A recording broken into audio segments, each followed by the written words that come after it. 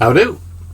I've been tagged in this video that's going on at the minute. This it's like a video response thing. I'm back. Just got my feet back in the door, and already I'm getting tagged in this kind of thing. I did say I want to talk about games more, so it just seems like a great opportunity to do so.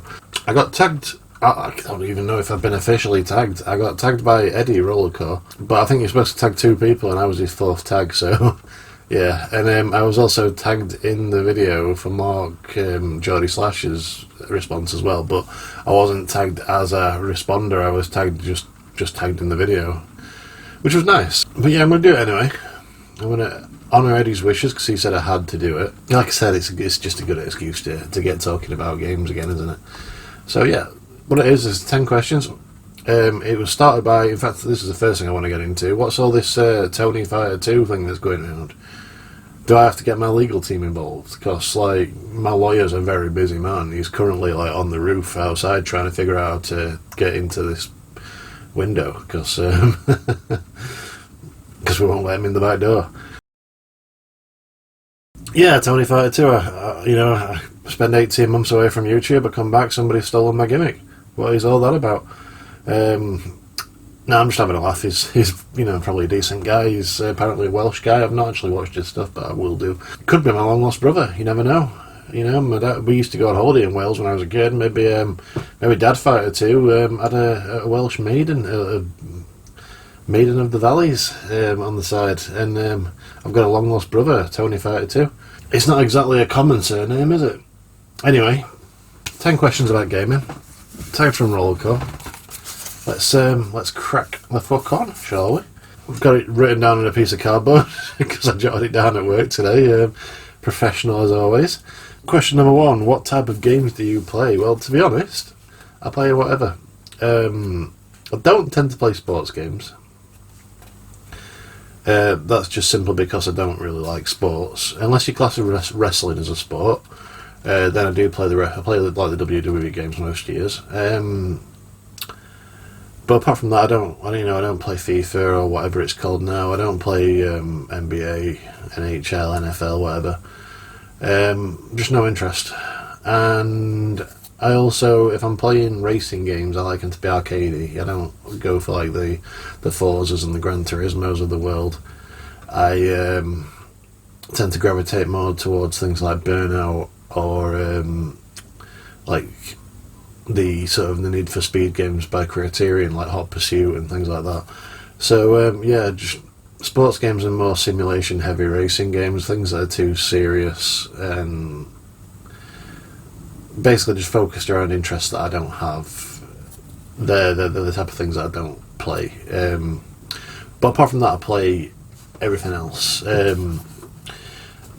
My favourite types of games are, if we're going retro, we're going belt action, beat 'em ups, your Final Fights, your Streets of Rage, your Alien vs Predator, your Turtles Arcade. I'm sorry, wearing a Turtles t-shirt and I'm struggling to think of beat 'em up games.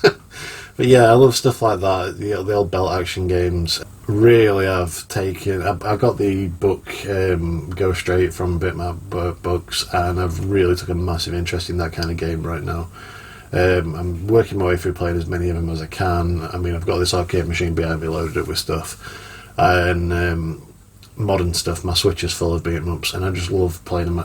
I was talking to Hyper Trigger X Dylan at one point, and he said he loves shoot 'em ups because he believes that they're the most pure form of computer game. To be honest, I think the most pure form of gaming is the beat 'em up, because it's just a guy beating up bad guys, and that's essentially that's like the brass tacks of every story. Basically, in history, there's one good guy, there's a lot of bad guys, and that one good guy prevails. So yeah, I just love beat 'em ups. What could be better on a Saturday night than strapping on a pair of skin tight jeans and a white tank top and just walking down the street battering everybody you see, and then eating some pizza out of a bin? It's a good Saturday night, if you ask me. Modern wise, my favourite kind of games tend to be the sort of action adventure stroke platformer, sort of like Not like platformers as like Spyro and shit, but you know, like the ones that sort of straddle the line between platformer and action adventure, like your Uncharted, your Tomb Raiders, your Prince of Persia's, your Assassin's Creeds to a degree. I've got a complicated relationship with Assassin's Creed. So yeah, it's stuff like that I love. I love an open world. I love, you know, stuff like GTA. We're talking, you know, Horizon Zero Dawn, God of War, like just anything with an open world that I can sort of just either drive around in or get lost in or stuff like that. I absolutely love. Really looking forward to Caravan Sandwich, which is a game that's coming out later this... Maybe it's out, I don't know. No, it's next month it's out. Which is like a sort of non-violent sort of exploration game where you're in a van and you're driving around this sort of like sci-fi sort of futuristic sort of post-apocalyptic world, but it's like not post-apocalyptic in like a Mad Max kind of sense where everyone wants to kill each other. It's like the society's rebuilding, and you know, it just looks like a nice game, exploration game, and I'm really looking forward to playing that. I think it's out when I'm on holiday, and I'm thinking of purchasing. I was going to get Indica, but I think Indica looks a little bit depressing for my holiday time, so I might get Caravan Sandwich instead. And that's sandwich as in a witch that lives in the sand, not sandwich as in tasty snack, preferably from a bin. I love those kind of games. Those are my favourite types of games. I think I'll move on because I've probably talked for a long time just on the first question. 2, how much time on average do you play in a week? It varies. My shift pattern is not great at the minute. I've always done late shifts, like a couple of late shifts a week, which can be till 10, 11 o'clock. And then my other shifts used to be sort of 9 to 5s, 8 to 4, 8 to 5 sort of thing. But now my shifts are late and like 6 till 1, 6 till 2 in the morning. And quite often I'll have a late shift finish at 10 and then my next shift will start at 6 a.m. the next day. So a lot of the time I'm just getting up, going to work, coming home, going straight to bed. And then when I do the early shifts, I'm getting up at 5, going to work, coming home, going to bed for a bit, then getting back up, having my dinner, watching a bit of TV and going back to bed for a bit. So sometimes I'll have like an hour or so a night in the week. My weekend, which is Sunday, Monday for me, I will, providing we're not going anywhere, I will play as like on off all day. It's just whenever basically I can. I'll be gaming on those days. Yeah, so averaging a week, I'd probably say probably around 8 hours-ish in a week, in an average week, which is nowhere near as much as I would like, but yeah, I've got a couple of weeks off coming up, and like I said, I was on about getting Caravan Sandwich, and I think we've got a couple of days where we've got things planned, but for the bulk of those 2 weeks, I'm going to be cracking through some games, I think, hopefully. Right, number 3, can games be educational? Yeah, of course they can. It's not even a matter of opinion, it's a matter of fact. Around like the 8 and 16-bit kind of times, there was like educational Mario games, like Mario's Missing, and I think it was Mario's Missing, and then there was a time travel one, which were like teaching kids how to read and stuff. There's like going on to like the Dreamcast, there's Typing of the Dead, which, you know, they brought out to like teach people how to touch type, because it's basically House of the Dead, for those who don't know, and you get a keyboard with the Dreamcast, if you know, for the online function and stuff. And basically, instead of using the light gun to shoot the zombies, you'd have like a word appear on screen, and you had to type it as fast as you could to kill the zombie that was coming at you. Even like up to like the DS, there's like Dr. Kawashima brain training, stuff like that. Millions of Sudoku games. It's less prevalent now, I'm guessing, but you know, they're probably still out there. It's always been a thing, and it's a good thing, really, if you can, you know, sort of edutainment, I suppose is the phrase. If you can get kids into something which is going to teach them something, then it's like, so be it. Even things like your sort of Professor Laytons and things you get now, where it's like teaching you how to like problem solve and stuff like that. It's all educational. Just recently I was commenting, I've been playing Power Wash Simulator, and it's like I was learning things like different bits of like different parts of a boat, for instance. I was learning through having to clean them with a power washer. Like, do you know what a gun whale is? Because I do. And it's not as interesting as it sounds, I'm telling you.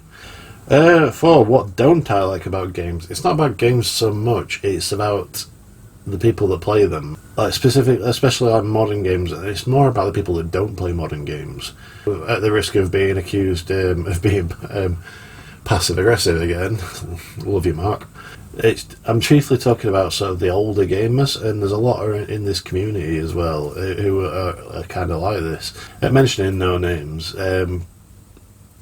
like no one in particular. I'm not coming for anyone here, but I'm just saying, like, there's a lot of people who will slag off modern gaming simply because they don't want to move with the times. And to be honest, all gaming is great. It's like you'll hear the same arguments over and over again. Oh, it takes 17 hours for me to download updates for games and install games. It's like, well, it takes about 20 minutes actually. And you know, back in the day, you used to have to wait 10 minutes for a Spectrum game to load every time you switched it on. But now it's like it's a one-off thing, and maybe every month or so you'll get an update.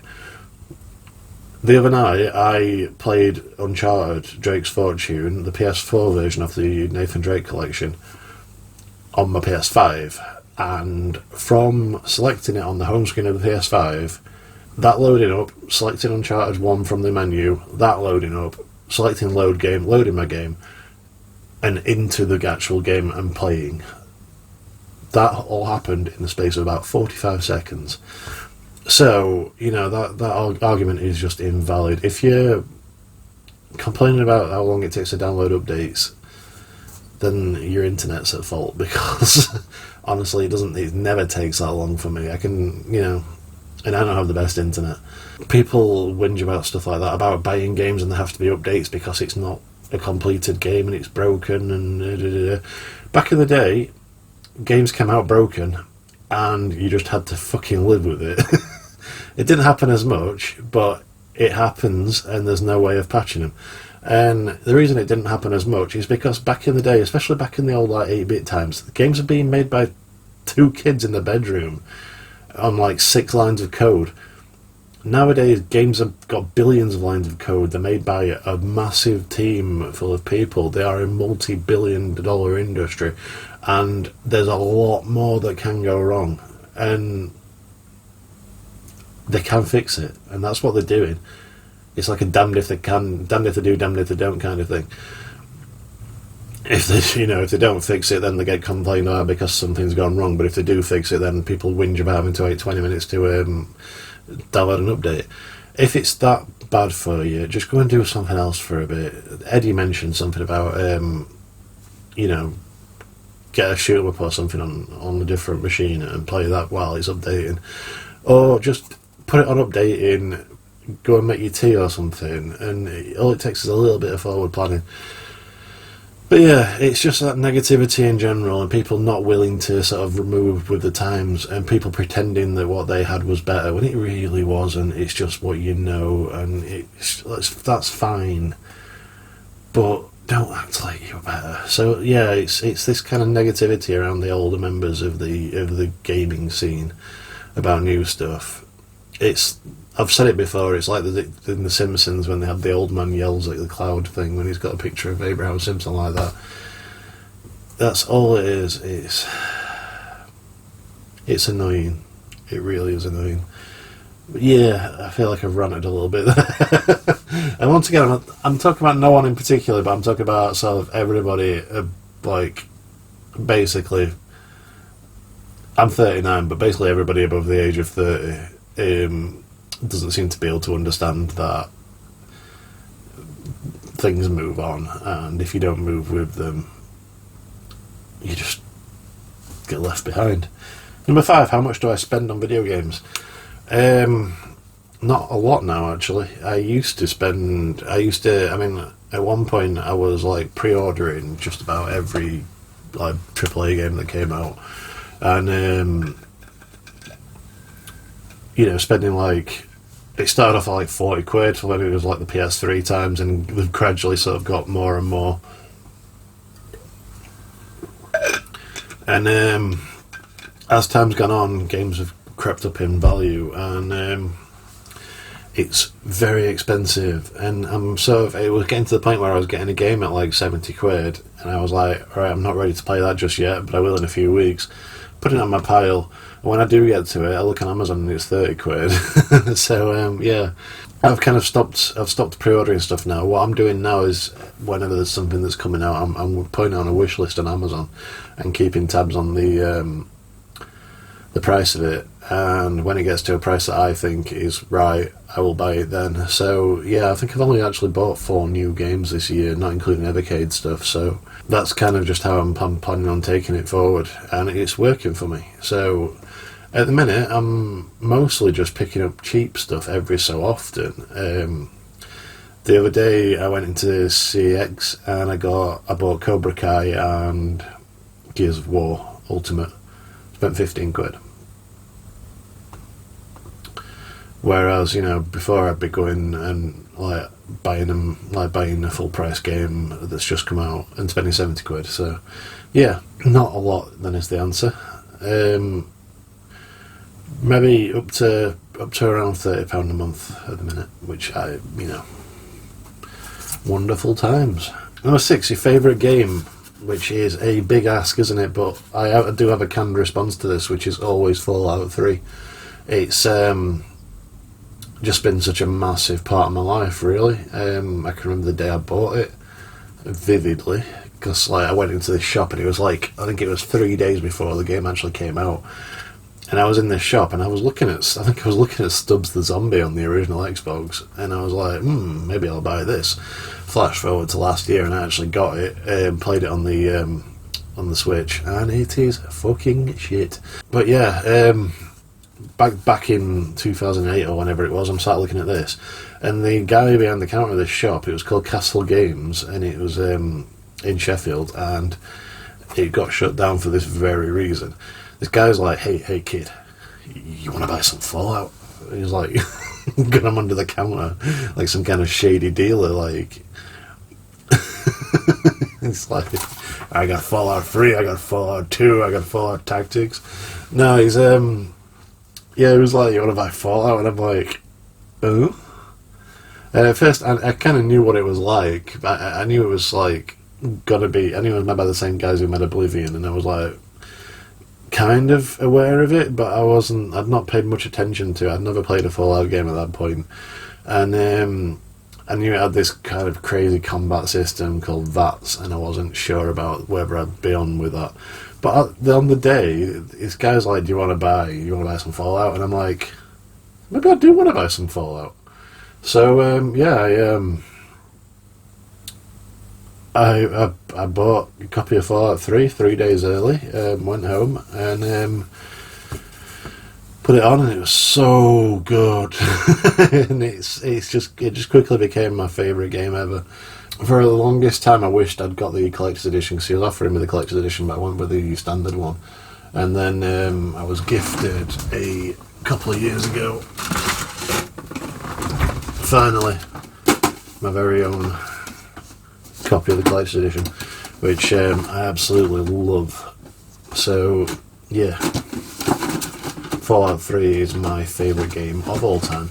It's just, people talk about cozy games. I like cozy games, this sort of, like I was talking about, to go back to it, Caravan Sandwich. Just like non-threatening, sort of feel-good games that make you feel warm and fuzzy inside. For me, Fallout 3 is a cozy game, because I've played it that much. I know exactly what's going on. I know I've sort of like a routine that I do every time I play it, and playing it is that sort of familiar and sort of calming for me, that it just feels like it's sort of in the same vein as like Animal Crossing. I know the people, when I see Moira for the first time, and I'm like, oh, it's Moira, I've missed Moira, and stuff like that, and it's like, I just love that game so much. It's probably always going to be my favourite game. Absolutely love it. You know what? I got that one mixed up. I missed one out. Favorite console. So that was number 7. We're on to number 6 now. Favorite console. My favorite console of all time. I mean, if we're speaking objectively, games just keep getting better and better. And I know there's going to be people out there who like shake their fist at that and games don't keep getting better and better. You've just said Fallout 3 is the best game ever. Fallout 4 and New Vegas came out since on 76 and whatever. And yeah, fair enough. But games do get better. It's like you see like games back in the day that got 10 out of 10, like say Metal Gear Solid. Yes, it was a 10 out of 10 game back in the day, but and say Horizon Zero Dawn nowadays is probably like an 8.5 out of 10 game. But you bring out Metal Gear Solid now, as it was. If you brought it out now next to Horizon for the same price point, people would be like, "What the fuck is this?" And it'd be getting like 2 out of 10. So yeah, games do objectively get better. So in that way, the PS5 has to be the best console, really, for me, because it's one of the top 2 most powerful consoles, and in my opinion has the best library of games between that and the Xbox. I know Eddie mentioned the PS4 being the best console, but the PS5 does what the PS4 does and more. So you know, he did say fair enough that he liked the controller better on the PS4, which is nuts because the PS5 controller is the best controller of all time. But yeah, the PS5 is just a massive machine. But if we're talking at the time and the games library in general at the time, I would have to go with the PS1 as my favourite console of all time. Just looking back, you have like, you know, talking from the heart, that is. Looking back, you've got your Metal Gear Solid, like I mentioned. You've got 5 Tomb Raider games. You've got Final Fantasy 7, 8, and 9. You've got the first 3 Resident Evils. You've got a whole library of racing games and racing wheels.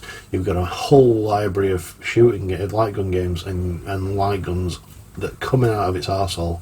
And yeah, just everything you could want from a games machine at that time was right there in that little grey box.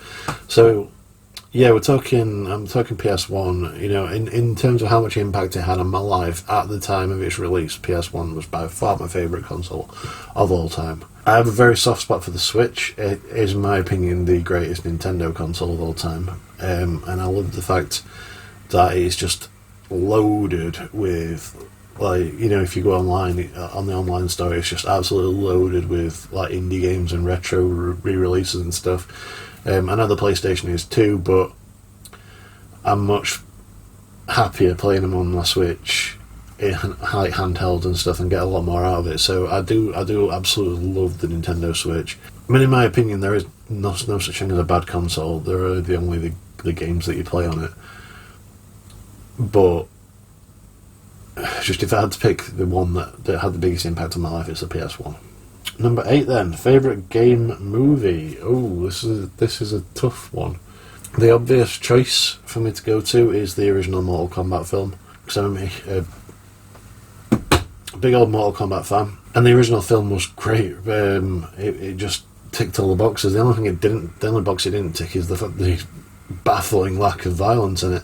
But yeah, it's a very good film still to this day. The last Mortal Kombat film wasn't too bad. It was shit, but it was shit in a good way. For those who haven't seen it, it was essentially Power Rangers with gore. So yeah, in fact, the Power Rangers movie and this had essentially the same storyline beat by beat. This just had a lot of gore. Did a couple of characters dirty, which I wasn't happy about. A couple of my favourite sort of tertiary characters in Mortal Kombat, Reiko and Nitara. And they were both in this film, and I was really happy they were both in this film, but they both just got absolutely obliterated with very little impact to the film at all. They were just basically fodder. I think Reiko, who was supposed to be this big general in Shao Kahn's army, he didn't even have one spoken line. He was just like a brute. I think he got his arm ripped off. And then Nitara, the vampiress, she ended up getting chopped in half down the middle, I think. So yeah, Shitty times, shitty times. But yeah, it is sort of bad, but in a good way, and it's well worth a watch. The Resident Evil animated films, the CG animated films, are really good. I wasn't a fan of the live action ones. I've got a real soft spot for the original Street Fighter movie. Just the whole just how schlocky it is. It's like it got panned on release because it's crap, but it was meant to be crap. If you look at it, it was meant to be bad, in like a tongue-in-cheek kind of way, and it really works if you approach it from that way. The Street Fighter 2 anime as well is really good. I think it's called Street Fighter 2 movie. I think it officially. It was on the disc for Hyper Street Fighter 2 on the PS2, and I used to watch it all the time, and it's just awesome. I'm not an anime guy, but that one is really cool. I know it's not technically a game movie, but there is a game of it, but both the game and the movie were based on a comic, but it does have a lot of video game tropes, and that's Scott Pilgrim vs. the World. Absolutely love that film. I wanted to hate it, I really did, but it's just really, really good. But then Edgar Wright's one of my favourite film directors, so, I'm gonna like it, aren't I? Yeah, struggling to think of anything else. There's TV series as well, though, because entertainment is moving that way a bit. The Last of Us TV show, I know it's been mentioned a couple of times, but I thought it was really fucking good. I know people have mentioned that they have sort of seen it in comments and stuff, and that people have mentioned that they didn't think the casting was right.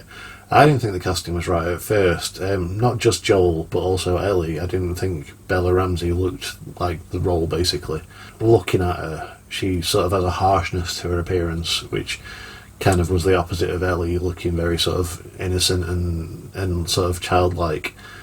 And but yeah, watching the show, I thought both Pedro Pascal and Bella Ramsey did absolutely fantastic jobs in the roles.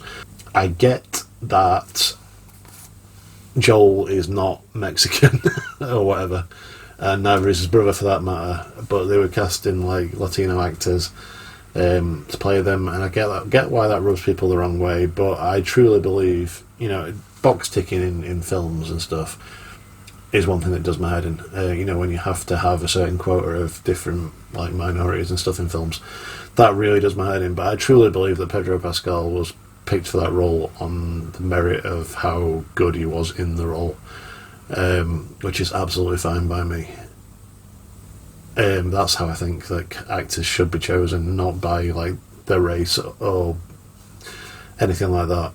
If they are good as the role, then fair enough. It's the same with Lance Reddick playing Wesker in the Resident Evil TV series. Fair enough, that series wasn't very good, but Lance Reddick in the role, the late great Lance Reddick, despite being a black guy playing probably the whitest man in games, he was fucking good in that role, and I honestly believe that they made the right decision casting him. But that's another discussion, isn't it? So yeah, the Last of Us series was great. I really can't wait for the Yakuza series later this year, apparently, but I wouldn't surprise me if it was next year. There's also a Amazon Prime series coming out called Secret Level, which is like an anthology series, and every episode is based on a different game, and they're doing an episode based on Mega Man, an episode based on God of War. I think it's CG animation. They're doing all sorts of other things I don't care about, but those two especially, and I can't remember what else there is. I think one's based on Sifu, which I've never played. Yeah, looking forward to that coming out. That looks like it's going to be interesting. So, yeah. We'll see. Number 9, favourite game character, which is kind of difficult for me because there's so many. If I had to pick one, it would probably be Scorpion from Mortal Kombat, because he's just a character that I've always sort of really gravitated towards back since the first game came out. He's always my main when I play in Mortal Kombat. Hello, Cuckoo. Come and say hey. Oh, don't be dramatic. I've kind of in games, where you create your own character. What? In games where you create your own character, I tend to create the same character in every game as well, which is he's a guy called Brickhouse Murphy. I got the name off a manhole cover, and he's a guy. He wears suits, usually purple, has a bald head, and either a big handlebar moustache, not handlebar like say the curly ones, aren't they? But the ones the Hulk Hogan style, or a goatee, depending on what's available in the game. If you can pick his voice, he talks like sort of like a Cockney kind of gangster kind of style. And this is a guy that I've been playing in games since Saints Row 2, I believe, or 3. I just happened to put him together. I thought, oh, that guy looks a little bit like Charles Bronson. That's fun. And then there was like the Cockney voice you could choose in that for your character. But this guy Brickhouse Murphy became. I got like this headcanon going on because I just kept making him in different games, and in my headcanon he was the same guy in every game, and he'd just hop through dimensions and just solve problems. I made him in WWE, I made him in Fallout, I made him in Kingdoms of Amalur, I made him in Skyrim. Basically any game you could play as your own character, I would make for a while. I would be Brickhouse Murphy. And so I'm guessing he's my favourite video game character, but I invented him, so does that count? Shout out goes to the little cat from Stray, because I absolutely love that little guy. I love Sackboy. I'm not a huge fan of the game, of the Little Big Planet games, but Sackboy, I just love the little guy. He's just so like emotive and expressive and stuff. Batman, obviously. I'm sat here with my arm on show. What is wrong with that cat? Batman in the Arkham games. The late great Kevin Conroy voicing him. Absolutely love those games and love the way our Batman's portrayed in that. I always had a bit of a soft spot for Knuckles in the Sonic games. And so I think that's probably about it. But of all time, I'd probably say Scorpion. Just because he's been my favourite character in one of my favourite series of games for a long, long time, since like the early 90s. And last but not least, talk about ending it on a downer. Least favourite type of game. I mentioned earlier I don't really play sports games. I'm of the opinion I try to see the best in everything, and I'm of the opinion that all games are good to somebody somewhere. And sports games, they're not for me because I don't like sports, but I have a mate of mine at work who he lives football and he plays like FIFA every year or whatever they call it now. And that's fine because to him they're great, to me they're not. It's same with like, I've got a friend who's a bit of a petrol head, he loves Gran Turismo. It's not my kind of thing because it's just, I just find that kind of thing boring. I don't like the Souls games, despite never really actually playing them. I've not played an actual Souls game. I've played a couple of Souls-likes. Code Vein, one of the shittest games I've ever played. I don't like them fundamentally because I believe that everybody should be able to experience games regardless of skill level, and those games seem to be tailored towards being brutally hard, and to me that's not, it's not just down to the fact that I can't be asked to get good at the games. It's like, I believe that, people with disabilities and stuff should be able to experience these games as well, and it's like not... I'm an easy mode apologist, put it that way. I'm not a fan of those kind of things. I don't like roguelikes for the same reason, because I just don't like losing everything when you die and stuff like that. It forcing you to repeat yourself a lot kind of bugs me. But to be honest, like I said, I will play most stuff. I will try it at least. But if I had to pick anything, it would probably be sports games, driving simulator games, and like Souls-likes and roguelikes. So that's me, I think. I've rambled a lot. I'm very tired. I had one of those aforementioned 5 o'clock starts this morning, so I'm forgoing my nap to get this done. It comes to tagging people now, doesn't it? I don't know who's been tagged because I'm only sort of coming back into this. So I'm gonna tell you what, I'm gonna keep it to the to the Yorkshire 4. I'm going to tag Sean from Retro Games Revived. I'm going to tag Griffo from Griffo's Retro Gaming. I'm going to tag David Games Played Badly. And I'm also going to tag somebody that Eddie tagged for the same reasons. He needs to get back into doing this stuff again. And that's Nath Retro 1. So you've been double tagged now, Nath. Yep, that's 4 again, isn't it? But who cares? I don't know if any of them has been tagged before, then so be it, but I'm tagging them now. I want to see what they say. Thanks for watching. I'll see you soon, hopefully.